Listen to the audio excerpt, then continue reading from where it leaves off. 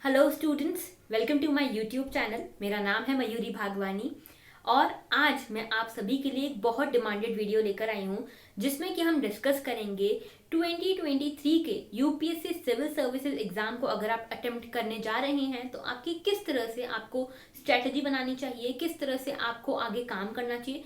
सो broadly मैं आपको एक टाइमलाइन देने की कोशिश करूंगी और मैं अपने एक्सपीरियंस के बेसिस पे आपको बताने की कोशिश करूंगी कि आपकी स्ट्रैटेजी किस तरह से फ्रेम्ड अप होनी चाहिए। यहाँ पे एक डिस्क्लेमर ये है कि मैं ये मान के चल रही हूँ कि आप लोगों ने अभी अभी तैयारी शुरू की है या करने की सोच रहे हैं, क्योंकि 2023 के अटेम्प्ट की हम यहाँ पे बात करें, 22 के अटेम्प्ट की हम यहाँ पे बात नहीं कर रहे हैं। पहला डिस्क्लेमर तो ये। दूसरा डिस्क्लेमर ये कि यहाँ पे मैं अपने एक्सपीरियंस के बेसिस पे आपको ये स्ट्रैटेजी बता रही हूँ।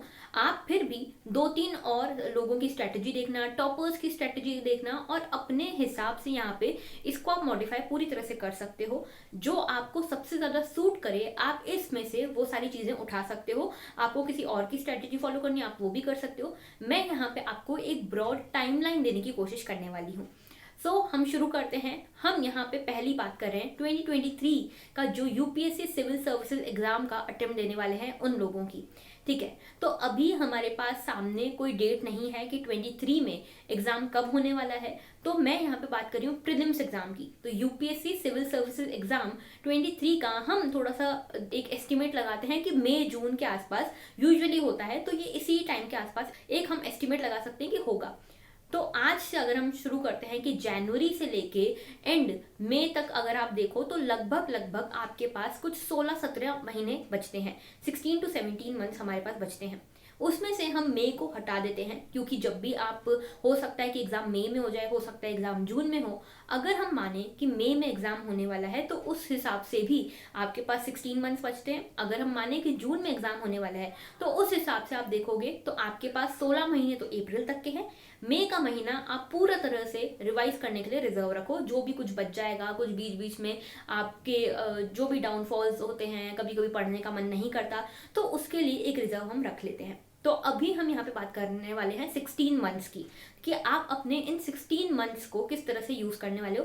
ये पूरा 2022 वाला साल और 2023 के 4 महीने। ठीक है, तो हो गए 16 मंथ्स। तो हम इसमें किस तरह से यहाँ पे इसको यूज करेंगे, यूपीएससी सिविल सर्विसेज एग्जाम को कोशिश करेंगे सबसे अच्छा और बेस्ट अटेम्प्ट दें, और बहुत ज़्यादा सीरियस अटेम्प्ट, एम्बिशियस अटेम्प्ट की यहाँ पे मैं बात कर रही हूँ।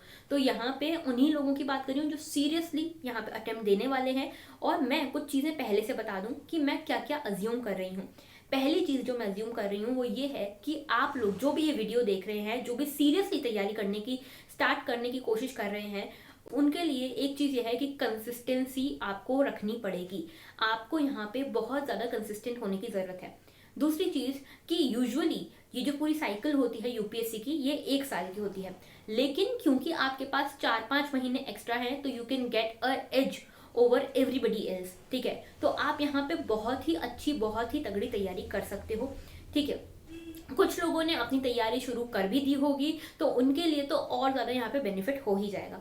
ओके, इसके बाद अब सबसे पहले मैं यहाँ पे जो भी स्ट्रैटेजी बताऊंगी, जो भी टाइमलाइन बताऊंगी, ये कुछ फेजेस में होगी। सबसे पहली चीज़ जो आपको करनी है, आप अपने आप को 8-10 दिन दीजिए। सबसे पहले एग्जाम को समझने की कोशिश कीजिए। समझने की कोशिश कीजिए का मतलब क्या है? सबसे पहले आप देखिए कि सिलेबस क्या है। Syllabus is the key document of this exam. ठीक है, आपको जब तक सिलेबस आप नहीं देखोगे, ये नहीं देखोगे कि कौन कौन से सब्जेक्ट्स इसमें कवर होते हैं, कितने कितने इसमें पेपर्स होते हैं, एथिक्स कौन सा है, ऐसे कौन सा है, कितने मार्क्स किसको अलॉट किए गए हैं, ये जब तक आप नहीं देखोगे आपको कुछ समझ नहीं आएगा। ऐसे ही बस सोच लिया मन में कि यूपीएससी एग्जाम देना है और चल पड़े, ऐसा नहीं होता। ठीक है, सबसे पहला काम आपको ये करना है कि सबसे पहले आपको सिलेबस को देखना है कि कौन कौन से सब्जेक्ट इसमें इन्वॉल्व हैं। दूसरी चीज आपको करनी है कि प्रीवियस ईयर क्वेश्चंस आप थोड़े से देखना। ऐसा नहीं कि आपको उसका आंसर आना ही चाहिए, लेकिन एक आइडिया आपको लग जाना चाहिए कि प्रीलिम्स में किस तरह के क्वेश्चन आते हैं, मेंस में किस तरह के क्वेश्चन आते हैं। आपको ये समझ में आएगा कि जैसे प्रीलिम्स है, आप दूसरी एग्जाम से यूपीएससी को अगर कंपेयर करोगे तो आपको प्रीलिम्स में ही काफी अंतर देखने को मिल जाएगा। सीधे सीधे क्वेश्चन नहीं आता कि ये क्वेश्चन है, इसके 4 ऑप्शन है, कौन सा एक सही है। ऐसा कभी भी बहुत कम ऐसे क्वेश्चन आते हैं। ऐसा नहीं बोलूंगी कि कभी भी ऐसे क्वेश्चन नहीं आते हैं, बहुत बहुत कम ऐसे क्वेश्चन आते हैं। तो जब भी आप प्रीलिम्स के क्वेश्चन देखोगे आपको समझ में आएगा कि इसमें 4 ऑप्शन दिए और पूछा है 1 2 1 2 3 2 3 4 कौन कौन से सही हैं। तो यहाँ पे आपको मल्टीपल चॉइस में भी बहुत सारी चॉइसेस करनी है, ठीक है। तो ये डिफरेंस आपको समझ में आएगा जब आप प्रीवियस ईयर क्वेश्चंस देखोगे। इसी तरह जब आप मेंस के क्वेश्चंस देखोगे आपको ये भी समझ में आएगा कि यहाँ पे डायरेक्ट क्वेश्चंस बहुत कम होते हैं, किस तरह से आपसे एनालिटिकल क्वेश्चन पूछते हैं, ठीक है। यहाँ पे आपको कोई रटना नहीं है, सिर्फ रटने से काम नहीं चलेगा। यहाँ पे आपको फैक्ट्स भी इंक्लूड करने हैं, डाटा भी इंक्लूड करना है, एनालिटिकली कुछ चीजें प्रूव भी करनी है, कुछ चीजों को गलत भी साबित करना है। सारे एस्पेक्ट्स आपको बैलेंस्ड एस्पेक्ट्स दिखाने पड़ेंगे and that too multi dimensional होके। तो ये सारी चीजें आपको समझ आएंगी जब आप प्रीवियस ईयर क्वेश्चंस को देखोगे। ये हो गया हमारा फर्स्ट फेज, जब हमने थोड़ा बहुत आइडिया ले लिया कि एग्जाम में बेसिकली काम चल कैसे रहा है, पेपर कैसा आता है, कितने कितने मार्क्स सब स्टेजेस के लिए अलॉटेड है, ये सारी चीजें आपने देख ली। नाउ आपका अब शुरू होगा फेज 1, यहाँ से हमारा मेन काम शुरू होने वाला है। लेकिन उससे पहले कुछ और चीजें मैं आपको बता दूं। जो भी मैं आपको स्ट्रेटेजी बता रही हूँ इसको आपको रिवाइज जरूर करना है। 4R के बेसिस पे हमारा काम होगा। कौन से 4R है? सबसे पहला read, revise, retain and then reproduce. तो यहाँ पे 4 आर्स के बेसिस पे आपको काम करना है। कौन कौन से 4 आर है? सबसे पहला है रीड, आप कुछ भी चीज पढ़ोगे उसको फिर रिवाइज करोगे, मंथली बेसिस पे भी रिवाइज करोगे, वीकली बेसिस पे भी रिवाइज करोगे और डेली बेसिस पे। फॉर एग्जांपल आज मैंने कोई चीज पढ़ी उसको मैं कल सुबह एक बार रिवाइज कर लूंगी, फिर हफ्ते भर में मैंने जो जो चीजें पढ़ी है उनको मैं वीक के एंड में सैटरडे या संडे में किसी भी एक दिन फिक्स कर लूंगी और उस दिन रिवाइज करूंगी, और फिर मंथ के एंड में जितना भी स्टडी किया था उसको रिवाइज करूंगी। तो इससे मुझे ज्यादा रिटेन हो पाएगा। तो ये हमको करना है फिर रिटेंशन, एंड में हमको करना है रिप्रोडक्शन, यानी कि हम यहाँ पे टेस्ट देंगे, प्रीलिम्स और मेंस दोनों के टेस्ट देंगे। उससे हमारा जो भी हमने स्टडी किया है, जो भी मटेरियल स्टडी किया है वो हमारा रिप्रोड्यूस भी हो जाएगा। तब होगी हमारी पक्की तैयारी, क्योंकि देखो कंपटीशन बहुत है, आपको तगड़ी तैयारी करनी पड़ेगी स्टार्टिंग से। ऑलराइट, तो ये 4 प्रिंसिपल्स आपको जरूर फॉलो करने हैं। इसके अलावा करंट अफेयर्स आपको डेली पढ़ने हैं, डेली न्यूज एनालिसिस आपको जरूर देखना है, डेली हिंदू या इंडियन एक्सप्रेस जो भी आप चूज करें वो जरूर करना है। करंट अफेयर्स का एक स्ट्रेटेजी वीडियो हमारे चैनल पे ऑलरेडी है, आप उसको भी देख सकते हैं करंट अफेयर्स की प्रिपरेशंस के लिए। इसके अलावा आपको मंथली बेसिस पे मैंने उसमें पूरे अच्छे से बताया हुआ है, उस वीडियो में आपको यहाँ पे ऊपर देखने को मिलेगा उसकी लिंक। तो आप इस वीडियो में ये जरूर देखिएगा कि किस तरह से आपको करंट अफेयर्स प्रिपेयर करने। तो इस हिसाब से आपको ओवर द होल ईयर आपको यहाँ पे करंट अफेयर्स प्रिपेयर करने। ये भरोसे मत रहना कि एंड में पीटी 365 होके काम चल जाएगा, क्योंकि पीटी 365 और कुछ नहीं है, आपको अपने आप को दिलासा देने वाला काम है। झूठी तसल्ली कहते हैं ना, वो दे रहे हो अगर आप ये इस भरोसे हो कि एंड में पढ़ लेंगे। ऐसा नहीं होने वाला है, अगर ऐसा करोगे भी तो काम नहीं आएगा। Okay, so over the whole year आपको यहाँ पे करंट अफेयर्स से वेल अक्वेंटेड रहना है। ऑलराइट, इसके बाद अब हम बात करते हैं कैसे हम अपने फेजेस में शुरू करते हैं। तो 8 से 10 दिन में आपने सिलेबस समझ लिया, पूरे एग्जाम को आप जान गए। तो सबसे पहले आपको क्या करना है? सो फेज 1 अब जो हमारा शुरू हो रहा है, इसमें आपको क्या करना है? फेज 1 में आपको सबसे पहले एनसीईआरटीज को कवर करना है। ये जो फेज 1 होगा कुछ 3-4 महीने आप दे सकते हैं इसको। मतलब अगर आप मानो जनवरी 15 से भी आप शुरू करते हो, after knowing the exam pattern and all, अगर आप 15 जनवरी से भी शुरू करते हो तो आप समझ लो 15 फरवरी, 15 मार्च एंड 15 अप्रैल। तो यहाँ तक आपका यहाँ पे एनसीईआरटीज कुछ हद तक कंप्लीट हो जानी चाहिए, जो कोर सब्जेक्ट्स हैं उनकी, जैसे कि पॉलिटी, ज्योग्राफी, हिस्ट्री, इकोनॉमी, इनकी, ठीक है। और एक वीडियो में और लाने वाली हूँ जिसमें हम बुक लिस्ट भी डिस्कस करेंगे, तो आपको वो बुक लिस्ट भी काम आएगी, ठीक है। तो यहाँ पे आप सबसे पहले एनसीईआरटीज कवर कर लोगे इन कोर सब्जेक्ट्स की till the starting 3 months. Okay, तो अप्रैल एंड या मई स्टार्टिंग तक आपको ये काम खत्म कर लेना है। नाउ एक चीज और ध्यान देना कि फरवरी में थोड़ा बहुत आपको आइडिया लेना है। फरवरी में 2 इंपॉर्टेंट डॉक्यूमेंट्स आते हैं, इकोनॉमिक सर्वे और बजट। वैसे तो अगर आप 2023 का अटेम्प्ट देने वाले हो तो आपके लिए जो 2023 ईयर में फरवरी में इकोनॉमिक सर्वे और बजट रिलीज होंगे वो आपके लिए सबसे ज्यादा काम के रहेंगे। लेकिन थोड़ा सा अगर आइडिया आप इस साल के बजट और इकोनॉमिक सर्वे का भी ले लेते हो तो आपको एक एज मिल जाएगी। तो थोड़ा सा टाइम आपको उसके लिए भी रखना है। हालांकि क्योंकि आपने अभी प्रिपरेशन स्टार्ट की है, अगर आप ह्यूमैनिटीज बैकग्राउंड से नहीं हो तो आपको बहुत ज़्यादा ये समझ आएगा नहीं, लेकिन उतना लोड नहीं लेना है। थोड़ा थोड़ा जितना समझ में आए थ्रू मल्टीपल वीडियोस या फिर जिससे अगर आपने कोई कोचिंग ज्वाइन की है उससे आप ये यहाँ पे समझ पाओगे इसको। ओके, सो इस फेज में आपको क्या करना है, इस फेज में आपको एनसीईआरटीज कवर करनी है, साथ में आपको न्यूज़पेपर एनालिसिस डेली करना है, एडिटोरियल डेली करना है, क्योंकि न्यूज़पेपर से भी आप थोड़ा यूज टू होने में आपको टाइम लगेगा।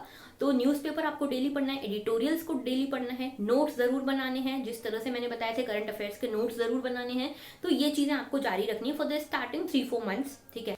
जून 5 को यूपीएससी सिविल सर्विसेज एग्जाम 2022 का प्रीलिम्स है, तो उस पेपर को भी आप देखिएगा, थोड़ा सा उसको एनालाइज करने की कोशिश कीजिएगा, थोड़ी सी आपको अपनी तैयारी समझ में आएगी कि कहाँ तक आप अभी पहुंचे हो। और उसके बाद हम नेक्स्ट फेज हमारा शुरू करते हैं, जो कि मेजरली होगा जून, जुलाई, अगस्त का। तो अब आपको इन 3 महीनों में करना क्या है, तो देखो इन 3 महीनों में हमको अब मेंस स्पेसिफिक तैयारी करनी है। हमको यहाँ तक बेसिक आइडिया हो चुका है जो भी हमारे कोर सब्जेक्ट से उनका, क्योंकि हमने एनसीईआरटी बहुत अच्छे से पढ़ ली है, ठीक है। तो यहाँ पे अब हम कोशिश करेंगे कि जो हमारे मेंस स्पेसिफिक सोर्सेज हैं उनके थ्रू हम अपनी तैयारी को बढ़ा सके आगे। जैसे कि हिस्ट्री के लिए अब हम स्पेक्ट्रम की तरफ जाएंगे, ज्योग्राफी हम उसको और अच्छे से जीसी लियोंग जैसी बुक्स से पढ़ेंगे। इसके अलावा हम यहाँ पे इकोनॉमी के लिए श्री राम के नोट्स रेफर करेंगे, मृणाल सर की वीडियोस हम देख सकते हैं। इसके साथ पॉलिटी के लिए हम लक्ष्मीकांत की तरफ जाएंगे। तो यहाँ पे हम इन मेजर बुक्स को रेफर करेंगे और साथ में हम अपने मेंस का जो मटेरियल है उसको तैयार करना शुरू करेंगे, कंटेंट तैयार करना शुरू करेंगे और मेंस स्पेसिफिक तैयारी हम स्टार्ट करेंगे इन 3 महीनों में। कौन कौन से? जून, जुलाई एंड अगस्त। ये 3 महीने हमने मेंस को दे दिए। अभी यहाँ पे हमने कोर सब्जेक्ट्स अपने कवर किए। कोर सब्जेक्ट्स कौन कौन से हैं हमारे? इकोनॉमी है, पॉलिटी है, एनवायरमेंट है, हिस्ट्री है और ज्योग्राफी। ये 5 सब्जेक्ट्स हमारे कोर सब्जेक्ट्स आप समझ सकते हो। और इसके बाद यहाँ से आप आंसर राइटिंग भी अपनी शुरू कर सकते हो, ठीक है। जून, जुलाई, अगस्त वाले महीनों में आप अपनी आंसर राइटिंग शुरू कर सकते हो।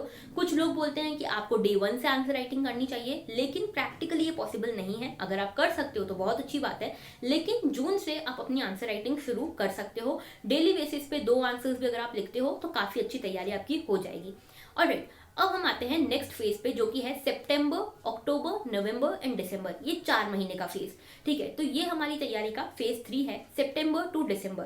तो यहाँ पे अब हमको करनी है तैयारी ऑप्शनल की। तो ऑप्शनल अब आप कैसे प्रिपेयर करोगे, इसके लिए मैं एक अलग से वीडियो लाऊंगी स्पेसिफिकली फॉर सोशियोलॉजी ऑप्शनल। तो यहाँ पे हम सोशियोलॉजी के भी स्ट्रैटेजी को डिस्कस करेंगे। तो बेसिकली ये 4 महीने आपको देने हैं अपनी ऑप्शनल तैयारी के लिए। सो सितंबर के पहले आपको ये डिसाइड करना पड़ेगा कि आप कौन सा ऑप्शनल लेने वाले हैं, और उसके बाद आप ये 4 महीने एक्सप्लिसिटली अपने ऑप्शनल को और जीएस की प्रिपरेशंस को दोगे। यहाँ पे जो भी मेंस के हमारे दूसरे सब्जेक्ट्स हैं जो कि मेंस स्पेसिफिक हैं, जिनका प्रीलिम्स में उतना ज़्यादा कंट्रीब्यूशन नहीं रहता है, उनकी तरफ हम यहाँ पे ध्यान देंगे इन 4 महीनों में। जैसे कि वर्ल्ड हिस्ट्री हो गया, international relations, governance, social issues in society, इसके अलावा एसे, एथिक्स और जो भी ऐसे सब्जेक्ट्स हैं जो मेन स्पेसिफिक हैं, इनकी तरफ हम यहाँ पे ध्यान देंगे इन 4 महीनों में। ओके, तो दिसंबर तक हमने डिस्कस कर लिया।